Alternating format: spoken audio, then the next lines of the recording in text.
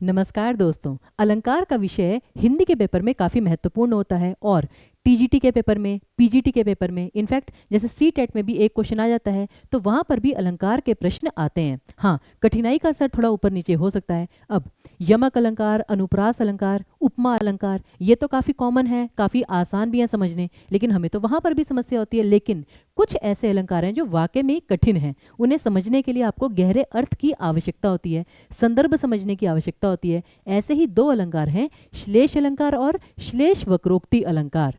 तो दो भिन्न अलंकार, क्योंकि जो वक्रोक्ति अलंकार है फ्रेंड्स, इसके दो प्रकार होते हैं, काकु वक्रोक्ति और श्लेष वक्रोक्ति। तो बच्चों को लगता है कि जो श्लेष वक्रोक्ति और श्लेष अलंकार है, इसमें वास्तव में अंतर क्या है भाई, कोई ये तो बताए। तो टीचिंग परीक्षा आपके सामने प्रस्तुत है फ्रेंड्स, जल्दी से हमारे यूट्यूब चैनल को सब्सक्राइब कर लीजिए और आज हम आपको उदाहरण के साथ बताएंगे कि इन दोनों अलंकारों में अंतर क्या है। तो सबसे पहले है श्लेष। श्लेष शब्द किससे बनता है? श्लिष्ट।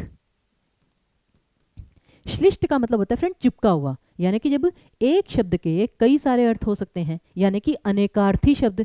ध्यान दीजिएगा, अनेकार्थी शब्द।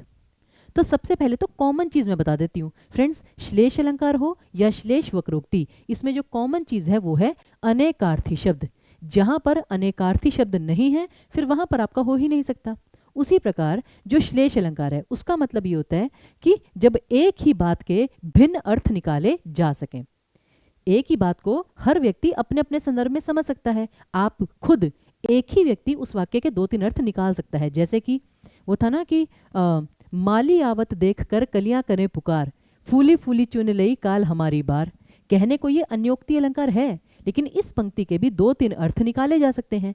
कि जैसे वैसे तो फूल कह रहे हैं कि भाई और पेपर में अगर आपको ये पंक्ति है तो आप इसमें अन्योक्ति अलंकार ही लिखेंगे, लेकिन यहाँ पर ये है कि हाँ, जैसे माली अगर एक फूल को चुन रहा है तो कल दूसरे फूल की भी बारी हो सकती है। लेकिन इसका एक्चुअल में अर्थ ये है कि जैसे आज एक व्यक्ति की मृत्यु हुई है, कल दूसरे व्यक्ति की हो जाएगी, क्योंकि मृत्यु तो आनी ही आनी है। और इसका जो वास्तविक उदाहरण है श्लेष अलंकार का, कि जैसे है पानी। अब जो जल है, नीर है, इन सबका एक ही अर्थ है पानी, लेकिन जो पानी है, पानी शब्द, उसके अनेक अर्थ हैं। पानी का मतलब इज्जत भी होता है, पानी का मतलब चमक भी होता है, पानी का मतलब साधारण जल भी होता है। तो वो था कि रहीमन पानी राखिए, बिन पानी सब सून, पानी गए ना उबरे, मोती मानुष चून।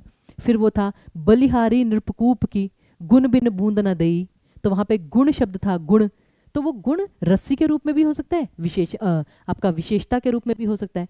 तो वहां पर क्या था कि एक शब्द के दो तीन संदर्भ निकाले जा सकते हैं और वहां पे एक ही व्यक्ति की जरूरत है, वहां पे हमें अलग अलग व्यक्तियों की जरूरत भी नहीं है। ठीक है, तो वो होता है आपका श्लेष अलंकार। लेकिन श्लेष वक्रोक्ति क्या होता है फ्रेंड्स? यहां पर दो भिन्न लोगों की आवश्यकता होती है, क्योंकि यहां पर होती है गलत फहमी।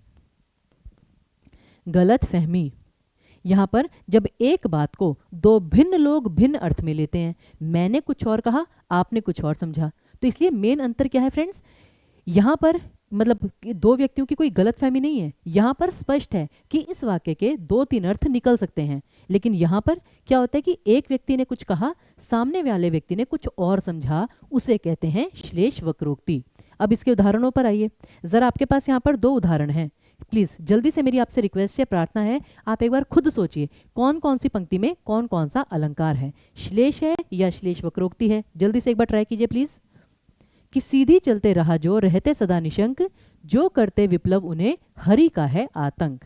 उसी प्रकार एक कबूतर देख हाथ में पूछा कहाँ अपर है, उसने कहा अपर कैसा, वह उड़ गया सपर है। जल्दी से ट्राई कीजिए कौन कौन सा अलंकार है, ये पहला, ये दूसरा।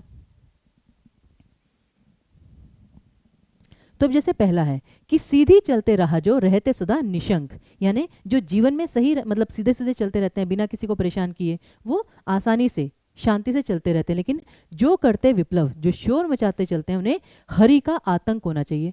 अब यहाँ पे एक ही शब्द का, अब यहाँ पे कोई गलतफहमी नहीं है, यहाँ पे ये मेरी मर्जी है, चाहे मैं इसे बंदर के रूप में लूं, चाहे मैं इसे ईश्वर के रूप में लूं, कि मुझे किस संदर्भ में लेना है, ये मेरी मर्जी है।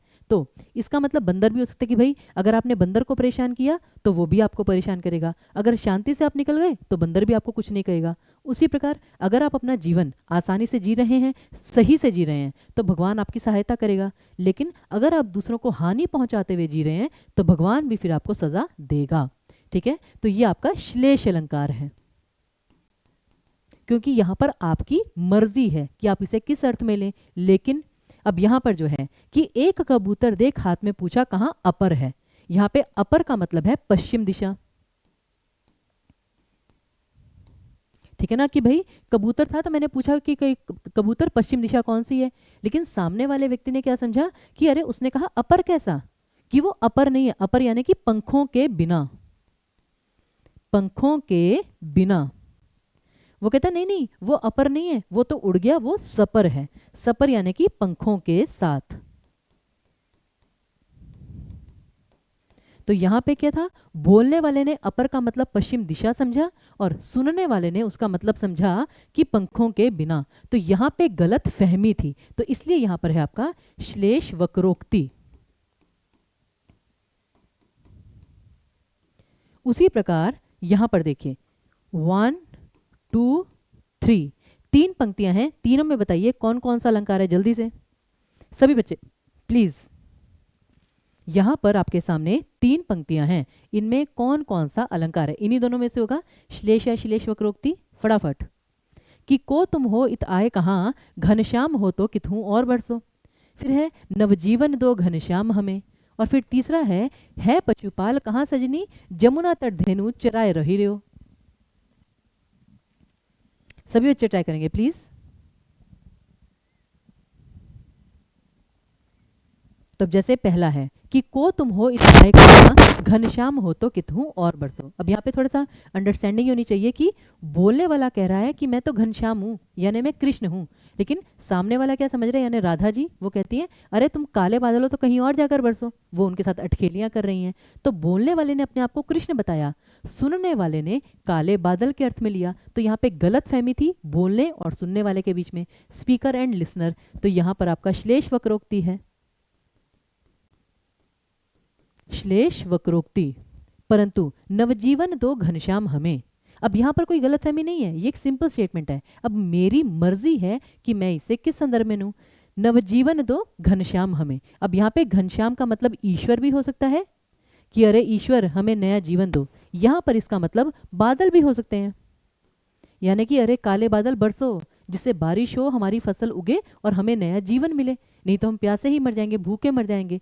तो यहाँ पर इसका कोई भी अर्थ हो सकता है, ये हमारी मर्जी है कि हम किस संदर्भ में लेते हैं, यहाँ पे कोई गलतफहमी नहीं है।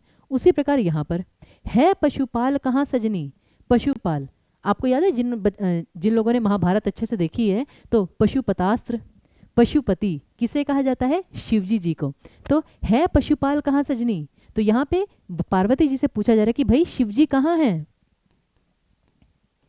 लेकिन सुनने वाला क्या समझ रहा है, जमुना तट धेनु चराए रहोरी, यानी कि पशुपाल, उन्हें लग रहा है कि पशु का पालक, जैसे कि कृष्ण जी थे, जो कृष्ण जी थे मतलब पशुओं के पालक थे, वो अपने कृष्ण अवतार में गैया चराते थे। तो यहां पर ठीक है ना, वो क्या समझ रहे हैं, पशुओं का पालक। तो यहाँ पर फिर वो हमें समझना पड़ेगा पंक्ति में कि एक उसे शिवजी के अर्थ में ले रहा है, दूसरा उसे पशु के पालक के रूप में ले रहा है कि वो गैया चरा रहा होगा यमुना तट पे। तो इसलिए यहां पर आपका है श्लेष वक्रोक्ति, श्लेष वक्रोक्ति। और यहां पर आपका केवल और केवल श्लेष अलंकार था, सिर्फ श्लेष अलंकार यहां पर।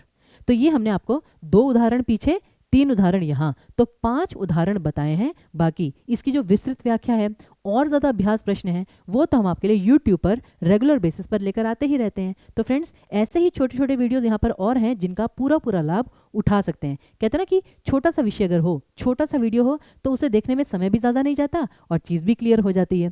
तो आई होप ये विषय भी आपको क्लियर हो चुका होगा। अब अंत में हम आपको एक प्रश्न देकर जा रहे हैं कि माया महा ठगिनी हम जानी, तिरगुन फांस लिए कर डोले बोले मधुरी वाणी। इसमें कौन सा अलंकार है, श्लेष या श्लेष वक्रोक्ति? इसका उत्तर कमेंट बॉक्स में ज़रूर लिख कर जाइएगा। हमें पूरी आशा है कि आपको ये विषय समझ में आ गया होगा। बाकी सेशंस के लिए आप आगे के सेशंस को और भी अच्छे से देखते रहिए। बहुत बहुत धन्यवाद। बाकी कोई क्वेरी हो उसे कमेंट बॉक्स में अवश्य लिखिएगा।